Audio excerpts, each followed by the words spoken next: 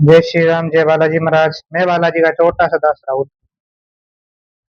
एक बहुत इम्पोर्टेंट और गुड जानकारी आपके लिए लेकर आया हूँ, तो शायद ही आपको यूट्यूब में मिलेगी। वो क्या है? आपने देखा होगा और सुना होगा कि आप किसी भगत के पास जाते हो, किसी गुरु के पास जाते हो, तो वो आपको कुछ उपाय बताते हैं, कुछ साधनाएं बताते हैं, कुछ मंत्र जाप बताते हैं, कुछ भी बताते हैं। तो आपको बोलते हैं कि आप हमें साक्षी मान के करें, या मुझे साक्षी मान के ये साधना करें, आप मुझे साक्षी मान के ये उपाय करें, मुझे साक्षी मान के ये उतारा करें। तो ये साक्षी मानना क्या होता है और क्यों जरूरी है? क्या फायदा है इनसे, साक्षी मानने से, उन गुरु का, उन भगत का, और जो साक्षी मान रहे हैं उनका? तो आइए इस बारे में बात करते हैं। साक्षी मानने का मेन अर्थ ये होता है कि साक्ष्य होना, मतलब वो जो आप कार्य कर रहे हैं, वो कार्य आपको उस व्यक्ति ने, उस गुरु ने, उस भगत ने बताया है।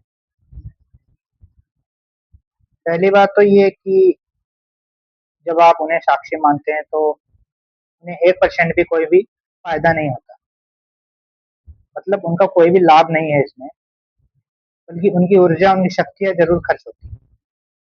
लाभ केवल आपको है। कैसे? एक उदाहरण के तौर पे आप समझिएगा, ठीक है?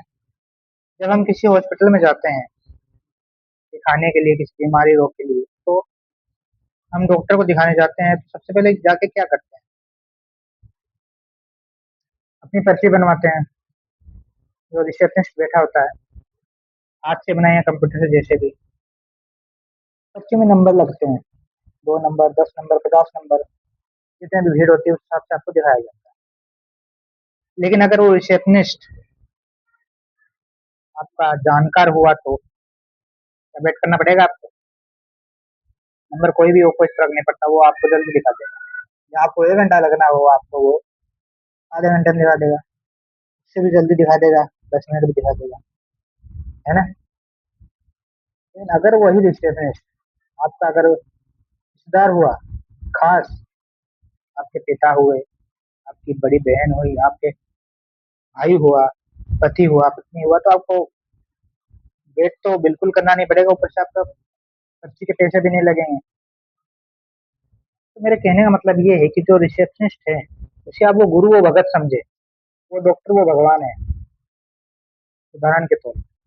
वो रिसेप्शनिस्ट, वो गुरु, वो भगवान, सॉरी, वो जो रिसेप्शनिस्ट है, वो गुरु, वो भगत, वो आपको उस डॉक्टर से, उस भगवान से मिलाएगा जल्दी। आपके जल्दी काम होते हैं साक्ष्य मानने से। क्यों? उसने आपको बताया, उसने आपको भेजा।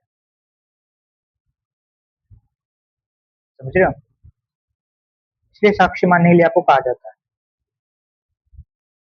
आप कहेंगे कि पेशेंट जो आए हैं, जो देखा, तो उन्हें भी जाएगा, बिल्कुल उन्हें भी देखा जाएगा। अगर उनकी जानकारी नहीं भी हो तो भी पर्ची कटाएगा, उन्हें भी देखा जाएगा, लेकिन उनके कर्म अनुसार, जिस समय से वो आए हैं वैसे ही आध्यात्मिकता में हमने कर्म अनुसार उन्हें देखा जाएगा कि सुनवाई हो। लेकिन अगर आप किसी भगत भगत को, गुरु को साक्षी मान के उस रिसेप्शनिस्ट के द्वारा आप जा रहे हो डॉक्टर के पास, भगवान के पास, तो आपकी जल्दी सुनाई होगी, उस कर्म के अलावा होगी कि भाई इसने भेजा है, मेरे यहाँ ये काम करता है रिसेप्शनिस्ट, ये लेके आए तो देखना पड़ेगा। ये भगत, ये गुरु मेरी पूजा पाठ करता है, ये लेवल पे, इसलिए तो वो भगत, वो गुरु है, तो भगवान के करीब है। आपसे साक्ष्य मान्य करेंगे तो आपकी जल्दी सुनवाई होगी।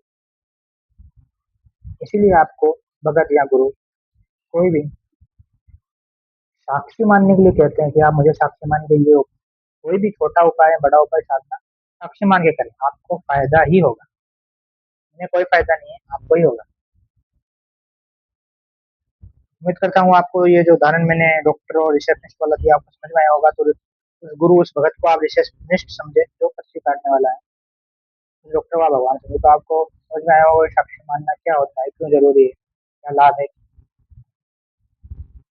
मिलते हैं अगले किसी वीडियो में। जय श्री राम, जय बालाजी महाराज। आपके सारे कष्ट सही होगा।